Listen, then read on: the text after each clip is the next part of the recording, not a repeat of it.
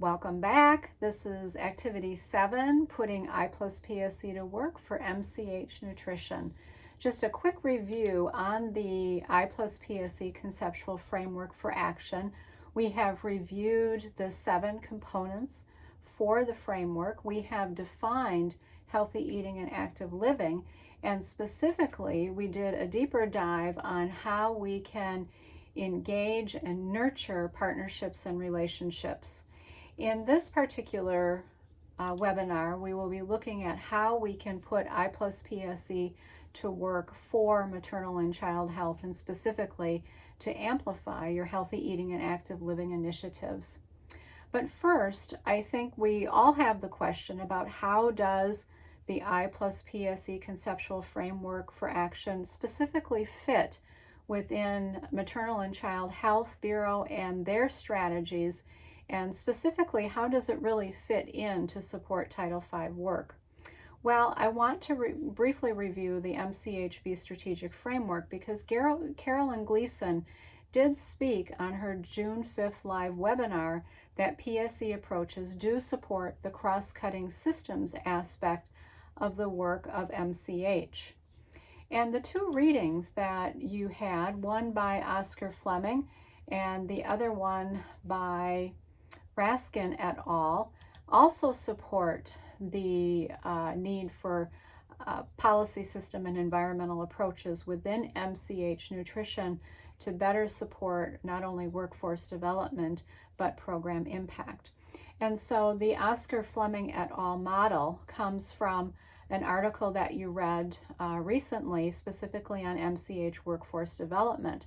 And this model highlights the 3 key drivers, those drivers being competency, leadership, and organizational, those 3 drivers that are needed for evidence-based practices and other innovations to achieve desired outcomes.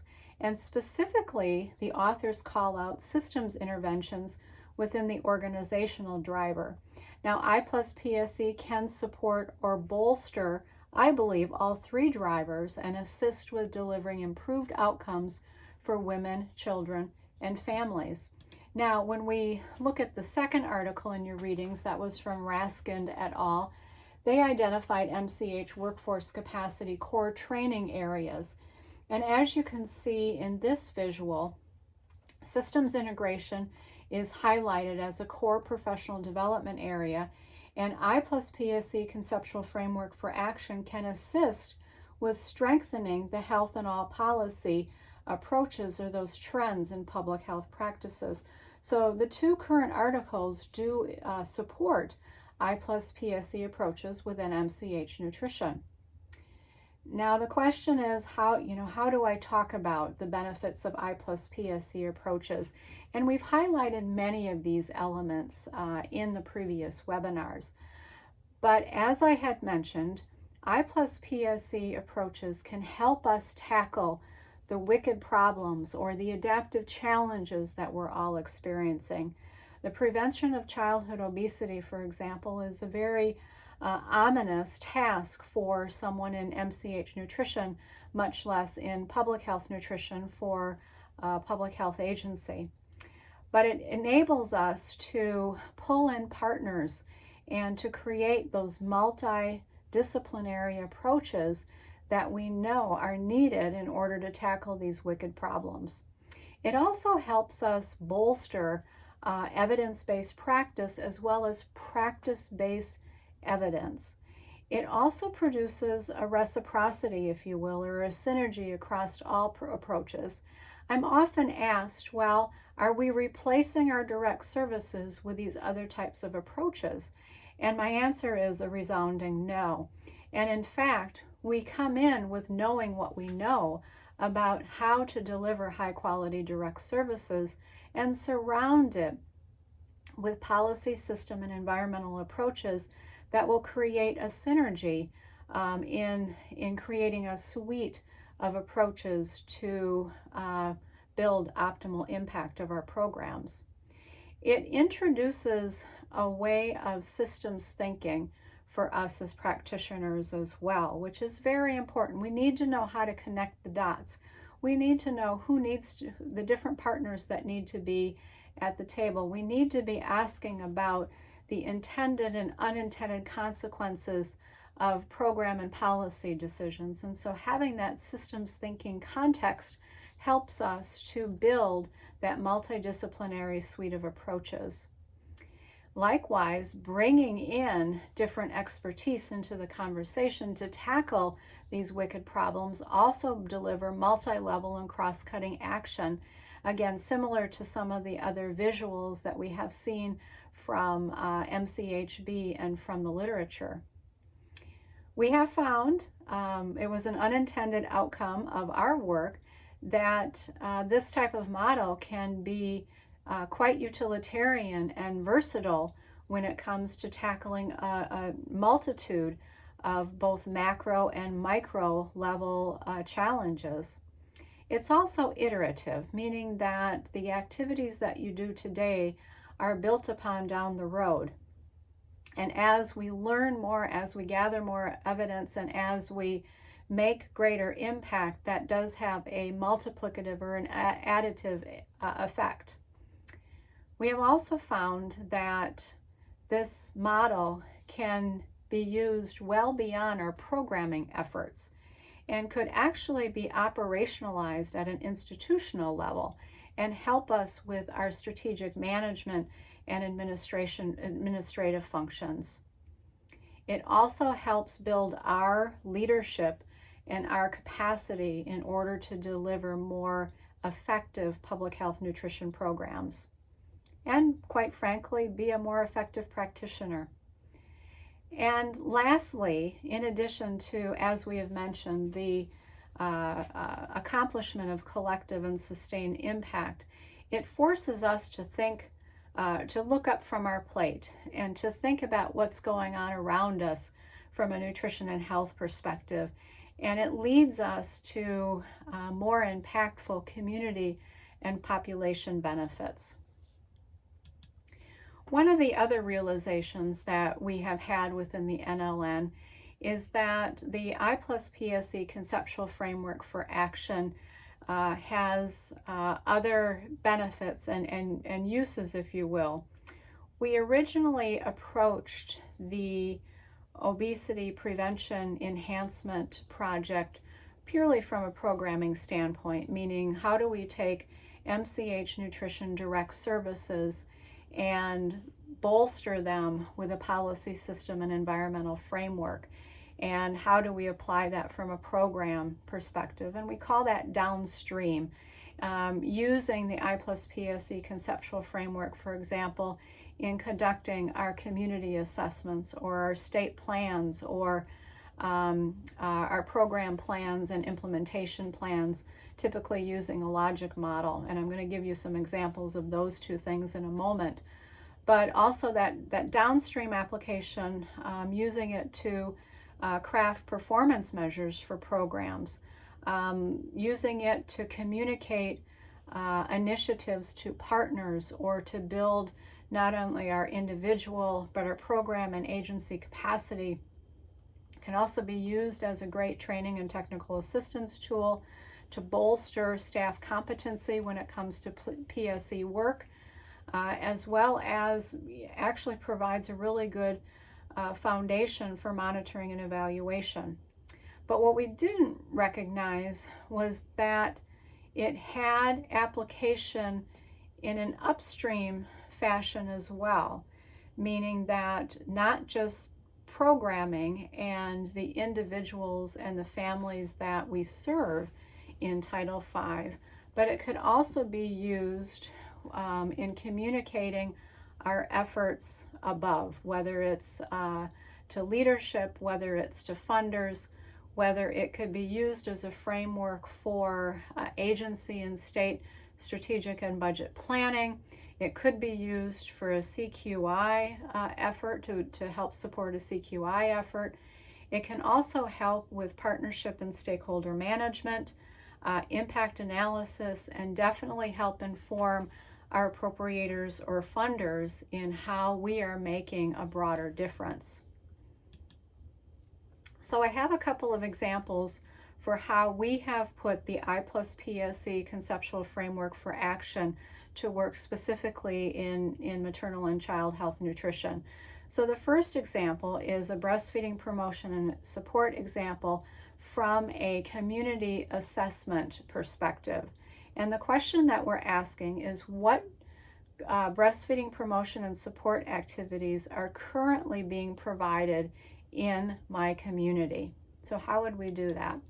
Well, in this next slide, as you can see, we've got the 7 categories on the left side of the screen, and we ask the question, who within the community is providing breastfeeding promotion and support services?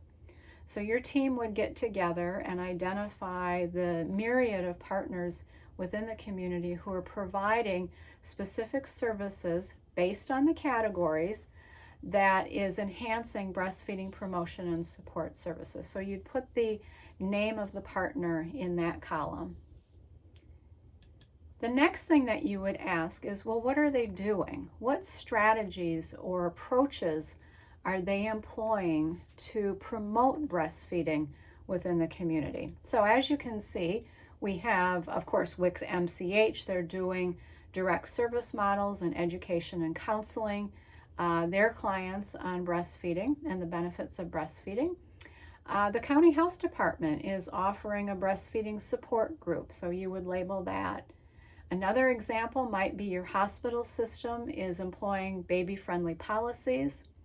And from an environmental standpoint, you notice that your regional airport had just put in a mother's lounge within a concourse at the airport. And lastly, on a related note, the state legislature passed parental leave policies that hopefully better support breastfeeding promotion and support services. So you would conduct this activity, and then the next question that you would ask is, what are the patterns that we see? Where are the gaps in promoting breastfeeding within the community? What partnerships could be strengthened? And what are the missed opportunities? So really digging into the information that you've gathered and asking those questions.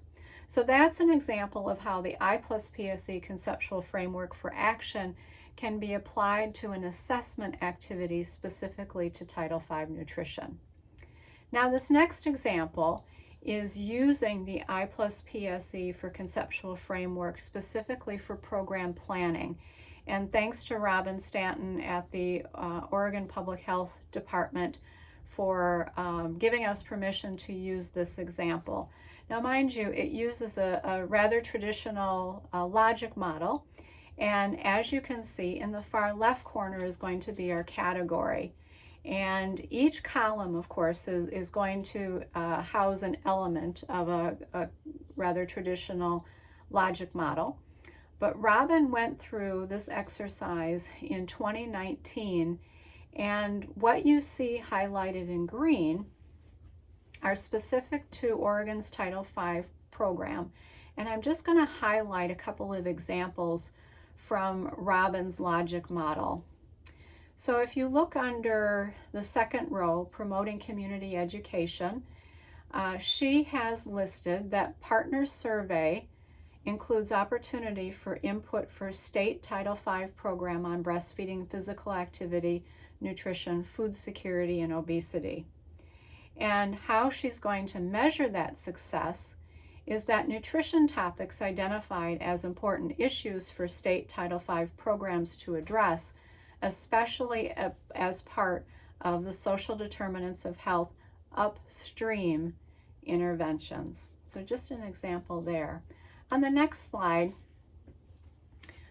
looking at the activities column for these two categories, Robin has identified providing licenses to the Systems Approaches to Healthy Communities online modules and to partners as a very appropriate activity for educating providers and intermediaries.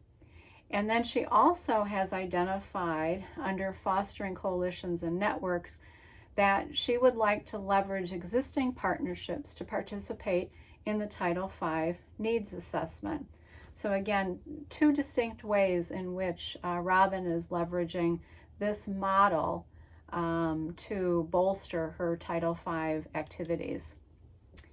And in the next slide, I want to be very clear that public funds are not to be used for advocacy and lobbying on any issue, but our role in the public sector is to inform and educate policymakers on how issues do affect their constituents. And in Robin's example, you can see under Informing Policy and Legislation, she plans to develop 2 white papers on breastfeeding and food security, highlighting the I+PSE approaches, as well as illustrating that nutrition is one of the foundations for addressing the social determinants of health.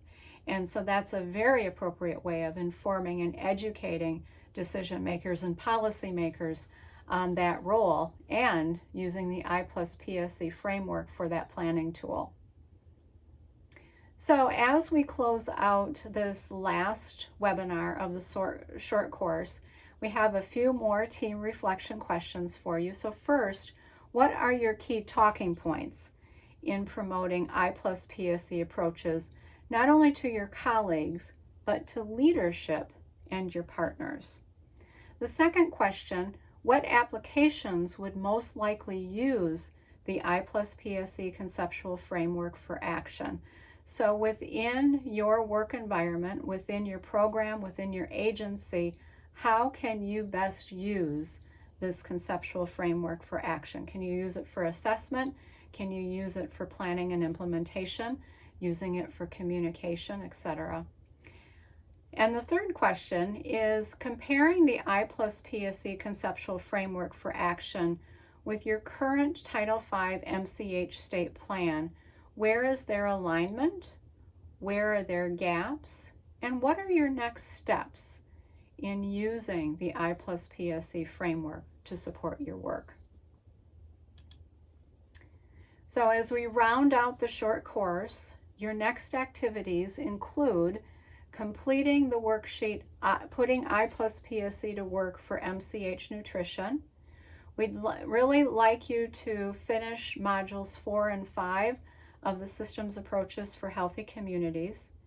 And then last, you'll see a link for a feedback form for you and for your team, and everything will be housed again at mchnutritionpartners.ucla.edu.